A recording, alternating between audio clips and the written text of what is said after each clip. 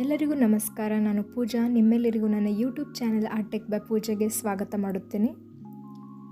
ಇವತ್ತಿನ ವಿಡಿಯೋನಲ್ಲಿ ನಾವು ಬಣ್ಣಗಳ ಛಾಯೆ ಎಂದರೇನು, ಅಂದರೆ ಶೇಡ್, ಟಿಂಟ್ ಮತ್ತು ಟೋನ್ ಎಂದರೇನಂತ ನೋಡೋಣ. ಇದನ್ನು ನಾನು ಥಿಯರಿಟಿಕಲಿ ಮತ್ತು ಪ್ರಾಕ್ಟಿಕಲ್ ಡೆಮೋನ್ಸ್ಟ್ರೇಷನಿಂದ ಎಕ್ಸ್ಪ್ಲೇನ್ ಮಾಡಿದ್ದೀನಿ. ವಿಡಿಯೋನ ಎಂಡ್ ತನಕ ನೋಡಿ. Without wasting any time, let's start this video.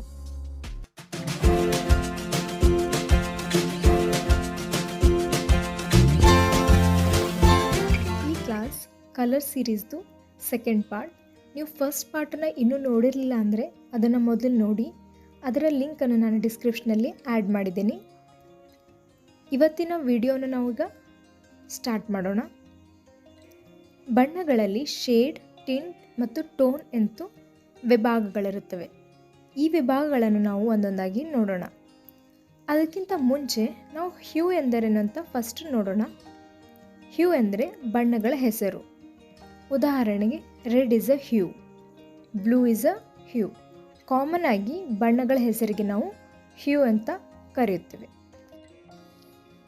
ಈಗ ನಾವು ಶೇಡ್ ಅಂದ್ರೇನಂತ ನೋಡೋಣ.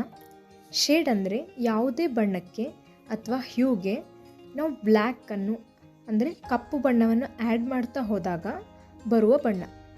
ನೀವು ಎಷ್ಟು ಬ್ಲ್ಯಾಕನ್ನು ಆ್ಯಡ್ ಮಾಡ್ತೀರೋ ಅಷ್ಟು ಬಣ್ಣದ ಶೇಡ್ ಇನ್ಕ್ರೀಸ್ ಆಗುತ್ತೆ. ನಾನು ಇಲ್ಲಿ ಉದಾಹರಣೆಗೆ ಕೆಂಪು ಅಕ್ಷರಕ್ಕೆ ಬ್ಲ್ಯಾಕ್ ಕಲರನ್ನು ಆ್ಯಡ್ ಮಾಡ್ತಾ ಹೋಗಿದ್ದೀನಿ.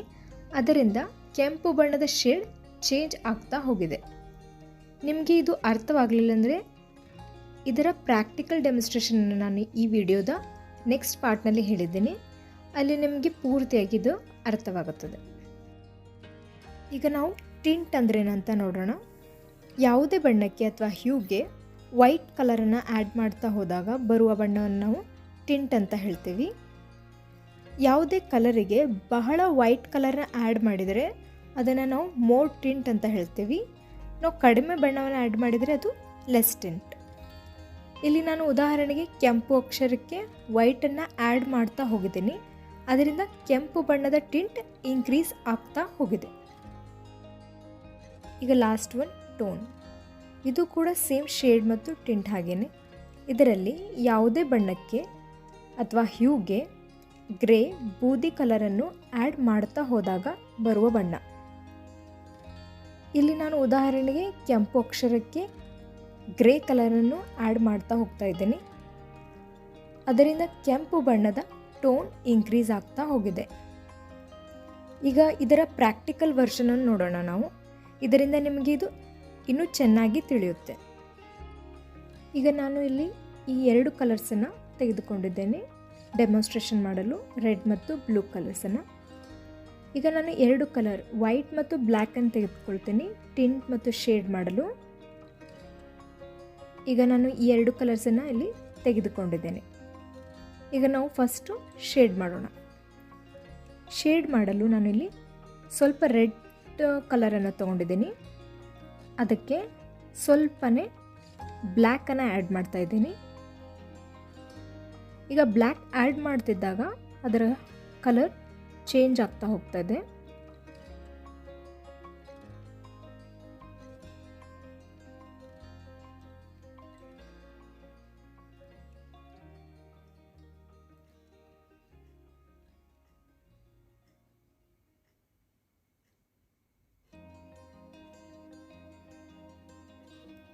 ಈಗ ಇನ್ನೊಂದು ಸ್ವಲ್ಪ ಬ್ಲ್ಯಾಕನ್ನು ಆ್ಯಡ್ ಮಾಡ್ತಾ ಇದ್ದೇನೆ. ಈಗ ನೀವು ನೋಡ್ಬೋದು ಹೇಗೆ ಕಲರ್ ಚೇಂಜ್ ಆಗ್ತಾ ಇದೆ. ರೆಡ್ನ ಶೇಡ್ ಚೇಂಜ್ ಆಗ್ತಾ ಇದೆ. ಈಗ ಇದಕ್ಕೆ ಇನ್ನೂ ಸ್ವಲ್ಪ ಬ್ಲ್ಯಾಕ್ ಆ್ಯಡ್ ಮಾಡಿದ್ದೀನಿ. ರೆಡ್ನ ಶೇಡ್ ಇನ್ಕ್ರೀಸ್ ಆಗ್ಕೊತ ಹೋಯ್ತು.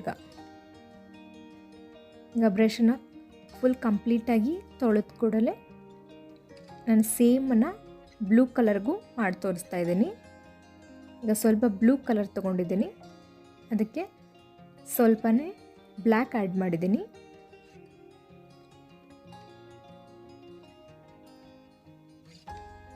ಈಗ ಆ ಬ್ಲೂಗೆ ಇನ್ನು ಸ್ವಲ್ಪ ಬ್ಲ್ಯಾಕ್ ಆ್ಯಡ್ ಮಾಡಿ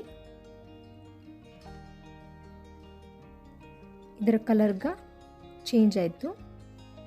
ಹಾಗೆಯೇ ಇನ್ನೂ ಸ್ವಲ್ಪ ಬ್ಲ್ಯಾಕ್ ಆ್ಯಡ್ ಮಾಡಿದಾಗ ಬ್ಲೂ ಕಲರ್ ಶೇಡ್ಗಳು ಚೇಂಜ್ ಆಯಿತು.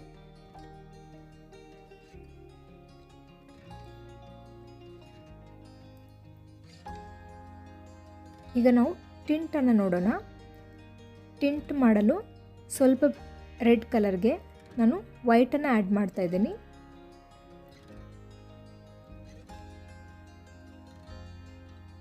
ಈಗ ರೆಡ್ಗೆ ಇನ್ನೂ ಸ್ವಲ್ಪ ವೈಟನ್ನು ಆ್ಯಡ್ ಮಾಡ್ಕೊತ ಹೋಗ್ತೀನಿ, ಸೊ ದಟ್ ನಮಗೆ ಟಿಂಟ್ ಇನ್ಕ್ರೀಸ್ ಆಗ್ತಾ ಹೋಗುತ್ತೆ. ಈಗ ರೆಡ್ಗೆ ಇನ್ನೂ ಸ್ವಲ್ಪ ವೈಟನ್ನು ಆ್ಯಡ್ ಮಾಡ್ತಾ ಇದ್ದೀನಿ. ಇದರಿಂದ ನೀವು ನೋಡ್ಬೋದು ಹೇಗೆ ಟಿಂಟ್ ಇನ್ಕ್ರೀಸ್ ಆಕ್ಕೊತ ಹೋಯಿತು ಅಂತ. ಈಗ ಇದನ್ನೇ ನಾನು ಸೇಮ್ ಬ್ಲೂ ಕಲರ್ಗೂ ಮಾಡಿ ತೋರಿಸ್ತಾ ಇದ್ದೀನಿ. ಸೇಮ್ ಬ್ಲೂ ಕಲರ್ ತಗೊಂಡು ಅದಕ್ಕೆ ಸ್ವಲ್ಪ ವೈಟನ್ನು ಮಿಕ್ಸ್ ಮಾಡ್ತಾ ಇದ್ದೀನಿ. ಈಗ ಇನ್ನೂ ಸ್ವಲ್ಪ ವೈಟನ್ನು ಮಿಕ್ಸ್ ಮಾಡ್ತಾ ಇದ್ದೀನಿ ಟಿಂಟನ್ನು ಇನ್ಕ್ರೀಸ್ ಮಾಡಲು. ಹಾಗೆ ಇನ್ನೂ ಸ್ವಲ್ಪ ವೈಟನ್ನು ಮಾಡಿ ಈಗ ನೋಡ್ಬೋದು ಹೇಗೆ ಟಿಂಟ್ ಇನ್ಕ್ರೀಸ್ ಆಕ್ಕೊತ ಹೋಯ್ತಂತ.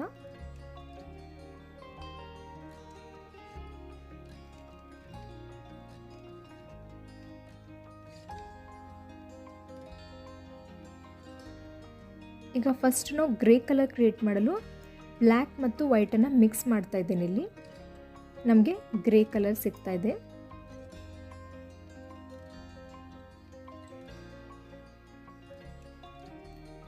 ಈ ಗ್ರೇ ಕಲರ್ಗೆ ನಾನು ರೆಡನ್ನು ಆ್ಯಡ್ ಮಾಡ್ತಾ ಇದ್ದೀನಿ.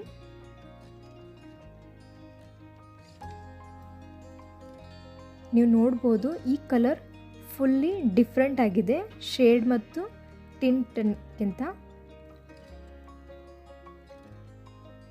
ಇದು ಆಲ್ಮೋಸ್ಟ್ ರೆಡ್ ಕಲರ್ ಅನ್ನಿಸ್ತಾನೆ ಇಲ್ಲ. ಈಗ ನಾನು ಇನ್ನೂ ಸ್ವಲ್ಪ ಗ್ರೇ ಕಲರನ್ನು ಆ್ಯಡ್ ಮಾಡಿದ್ದೀನಿ.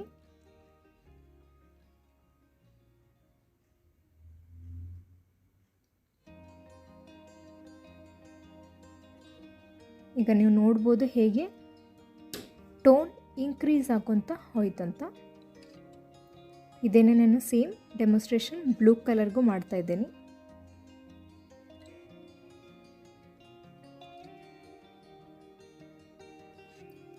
ಬ್ಲೂ ಕಲರ್ಗೆ ಗ್ರೇ ಆ್ಯಡ್ ಮಾಡಿದಾಗ ಕಲರ್ ಬರ್ತಾ ಇದೆ ಟೋನ್. ಸೊ ನಾನು ಇನ್ನೂ ಸ್ವಲ್ಪ ಆ್ಯಡ್ ಮಾಡ್ತೇನೆ.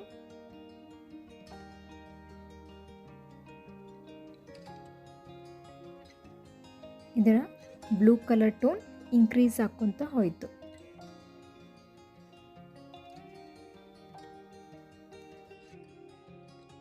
ಸೊ ಇದು ಈ ವಿಡಿಯೋದು ಎಂಡ್ ಪಾರ್ಟ್. ಹೀಗೆ ನೀವು ಕಲರ್ಸ್ನಲ್ಲಿ ಎಕ್ಸ್ಪೆರಿಮೆಂಟ್ ಮಾಡ್ತಾ ಬೇರೆ ಬೇರೆ ಕಲರನ್ನು ಫಾರ್ಮ್ ಮಾಡ್ಬೋದು. ಇದನ್ನು ನೀವು ಎಷ್ಟು ಪ್ರಾಕ್ಟೀಸ್ ಮಾಡ್ತೀರೋ ಅಷ್ಟು ನಿಮಗೆ ಕಲರ್ಸ್ ಬಗ್ಗೆ ಹೆಚ್ಚಾಗಿ ನಾಲೆಜ್ ಸಿಗುತ್ತೆ. ಸೊ ಮರಿದೇನೆ ಪ್ರಾಕ್ಟೀಸ್ ಮಾಡಿ. ನಿಮಗೆ ಏನಾದರೂ ಡೌಟ್ಸ್ ಇದ್ದರೆ ಅದನ್ನು ಕಮೆಂಟ್ ಮಾಡಿ. So thank you so much for watching. Thank you.